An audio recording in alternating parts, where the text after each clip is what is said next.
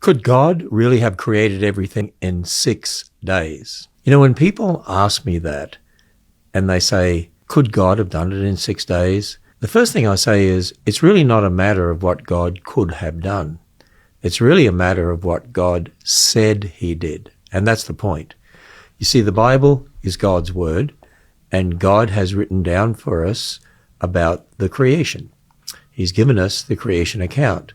And as you read through Genesis 1, if you just take it at face value, it certainly seems like God is saying that he created everything in 6 days. But are they literal days? Well, the Hebrew word for day is the word yom. Now, people will say, well, yom can have different meanings. That's true. It can. But it can also mean an ordinary day, and that's the point. And so what we need to look at is context. When does yom mean an ordinary day? Now, if you look up Hebrew dictionaries, lexicons like Brown Driver Briggs or Kohler Baumgartner, the example they give of yom being a literal day is Genesis 1:5, the first day of creation, and also the other days of creation. Here's the point. Whenever the Hebrew word for day, the word yom, is used with evening, morning, number, or night, when it's qualified that way, it means an ordinary day. Now, if you look at Genesis 1, for the first day, it's qualified by evening, by morning, by number, and by the word night.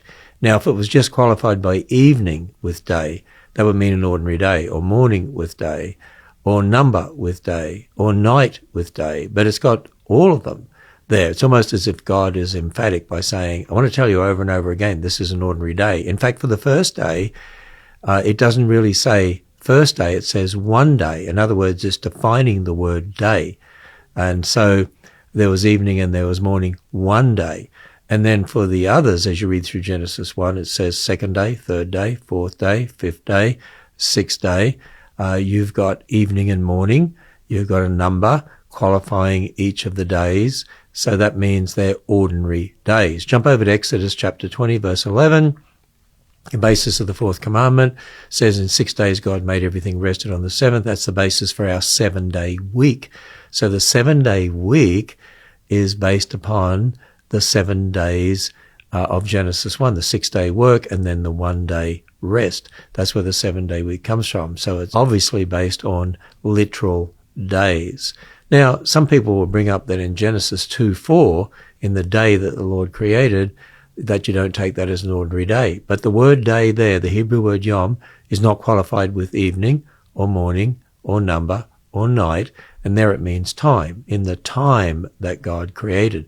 Just like in the day of the Lord and the time of the judges, the word day there just means time. You know, the English word day can have different meanings. We could say back in my father's day, meaning time. We could say during the day, the daylight portion of a day, or we could say something took 6 days, you mean 6 24-hour days. Well, the Hebrew word for day has a range of meanings like that, and it's context that always determines the meaning.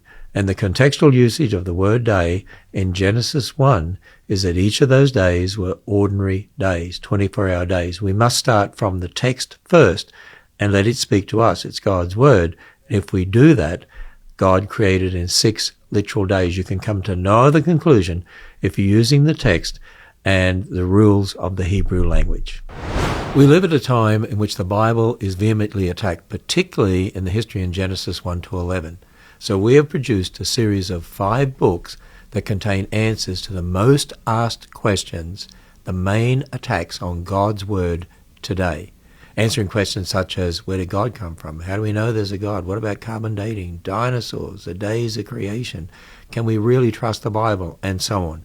The most asked questions that are used to try to undermine the Bible and attack the Bible and destroy its authority, we have answered those in this series of 5 volumes called the Answers Books.